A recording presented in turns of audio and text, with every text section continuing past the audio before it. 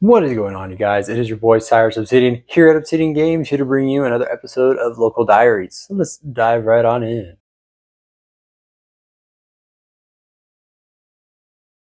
So for this locals, Doom is finally released. We can finally play it, and you know what we got? We got our Pendulum strategy. We're gonna make Pendulums great again. I swear, one day.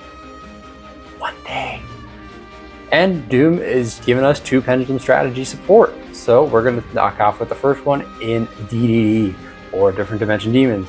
This is a deck from Arc 5 that I truly love. Watching Declan Akaba play this on the big screen has been a real treat. And honestly, this deck getting more support is so great. We've been playing this since the structure deck, Pendulum Dominion, if I remember it correctly. And I am super excited to play this with the new support. We've been testing it.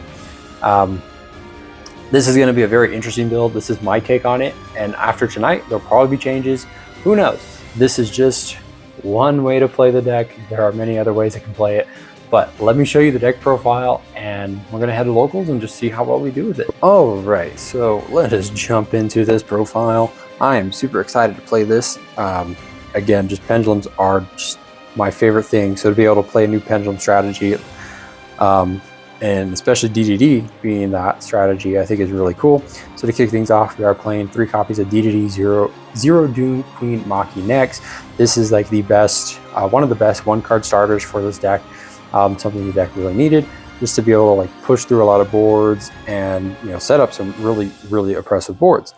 Next, we followed up with second best one being DDD Savant Kepler. Being able to get into any of our DDD cards, our Dark Contract cards, is just really great. For extenders, DD Griffin, just being able to special summon it as long as you control a DD monster is really great. Playing 2 copies of DD Savant Copernicus.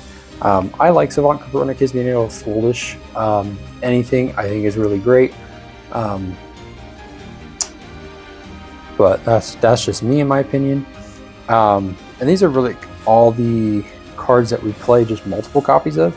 Because everything else from here is just a singular copy.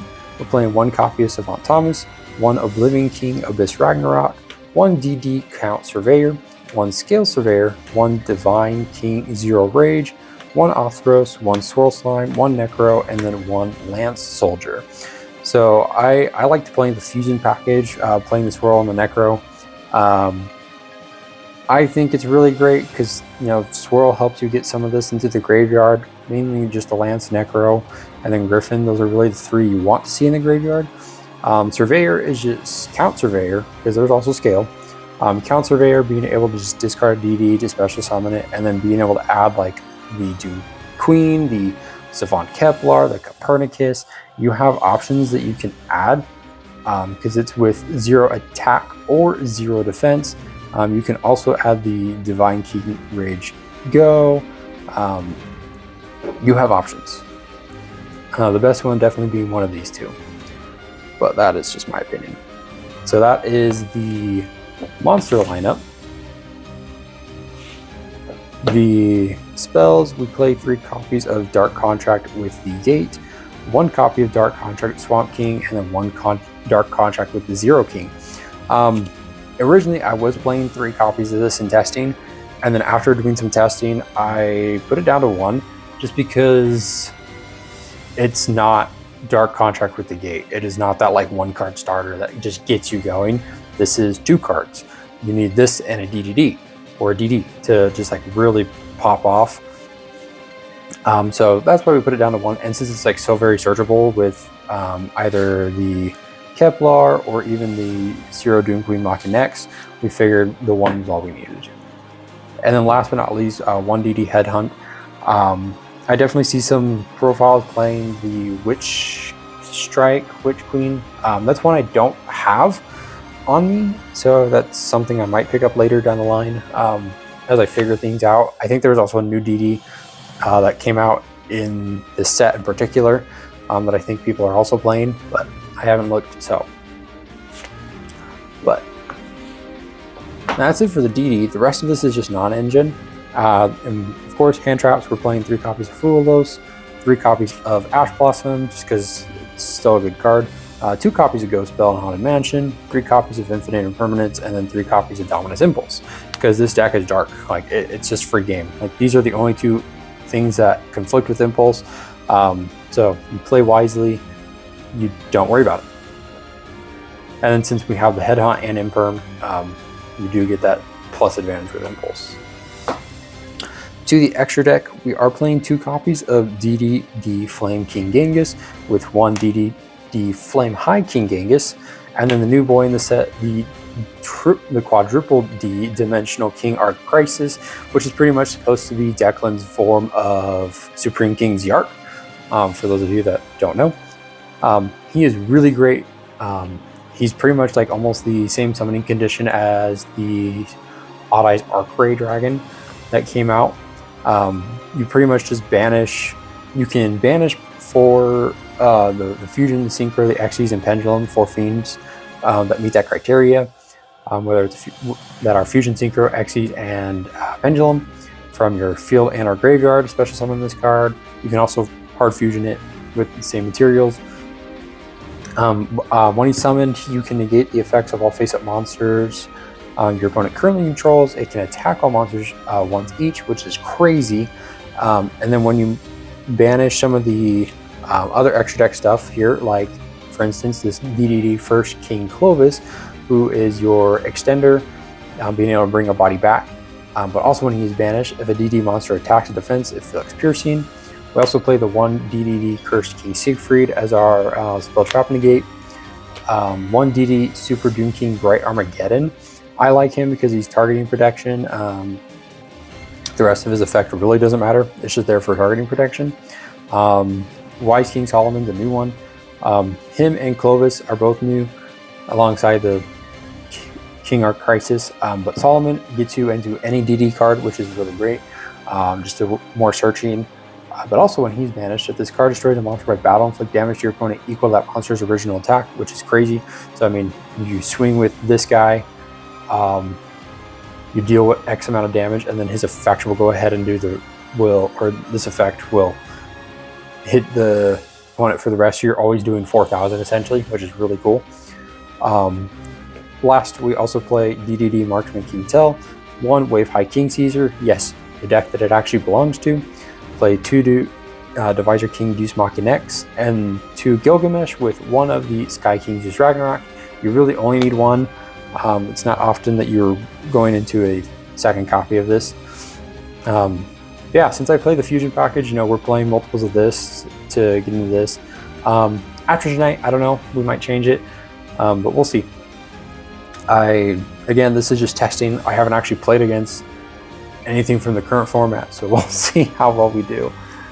But I am just super excited to be playing Pendulum, not gonna lie. Hopefully we don't see any dimensional barriers. For the side, we're playing 2 copies of Molcharmi Pearlia, 2 copies of DD Crow.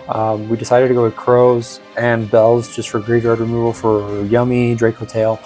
Just primarily those 2, just being able to get rid of some of their names. We are also playing Droll and Lockbird with 2 copies of Mistaken Arrest because there are rogue decks out there. Last week we did play that Mitsurugi Orchist, and I wish we saw this because this would have helped against the Mitsu side. Next we do play Chip Tractox Thrust with Talent, 2 copies of Lightning Storm, and then 1 D-Barrier.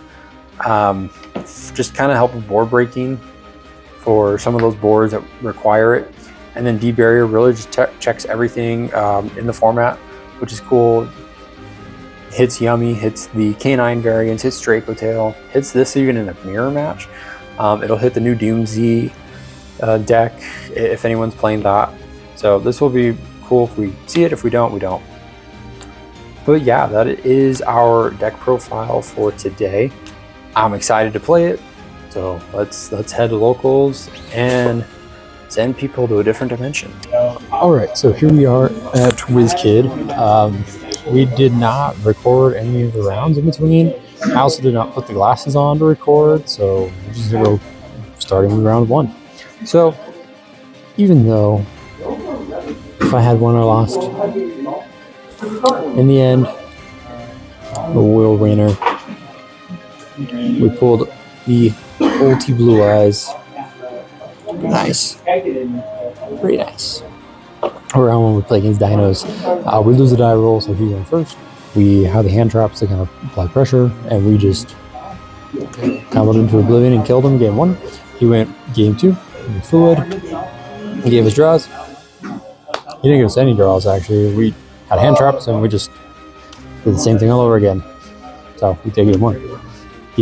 Round 2, we play against Snake Eyes. Snake Eyes Yummy. We lose the die roll, so we go second. He sets up a pretty good board. We had a hand trap. He didn't set up a good board at all. We opened 4 hand traps, 1 starter. I was like, okay, as long as the starter resolves, we're good. Didn't resolve. So it was just a lot of trading back and forth until eventually he was able to get through, establish a board, and then just kill me. Game 2, we made the mistake playing through the Fuelos. We should have just made half boards for Fuelos, not giving him a lot of draws, and then probably could have had a crack back, but it's whatever. So he ended up taking it there. Just, yeah. We didn't go to Fuelos.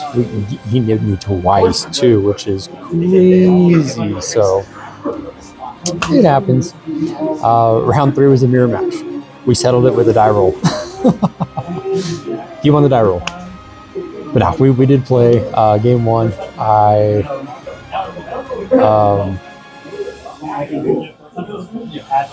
Game 1, I opened up the Fuelos. He gave me tons of draws. We made the mistake. We could have OTK'd him and we could have killed him. But because we didn't get a fusion monster in the graveyard, we couldn't make the big boy to just negate and then just go for game. But so that happened. And then game 2, we just didn't open very much. We had 1 starter. The 1 starter got stopped, and then he opened starter, or he opened evenly my board, and then yeah, it was just hand trap war back and forth until one of us got into a starter, and he got into starter first as well. And then round 4, we got the bye. So we have the night 2-2. Still learning to play the deck. We're definitely going to make some changes to it. I think we need the level 2, the scale surveyor. We need to max that out. We don't need count surveyor. Forget count surveyor. Count surveyor isn't as good as I'd hope. When you see it, it's good. But I think we just really need the extenders to be able to play. And definitely called by. I think called by is definitely a must. Being able to play called by just to kind of hit cards that hit us back. So, but that's it for those local diaries. I mean, it was fun playing with that. I freaking love Pendulum. We're going to make Pendulum great again. We got another deck that we're going to play next week. That is Pendulum. So I'm super excited to show you guys that. And hopefully we'll do it justice. But I'll pass it over to you.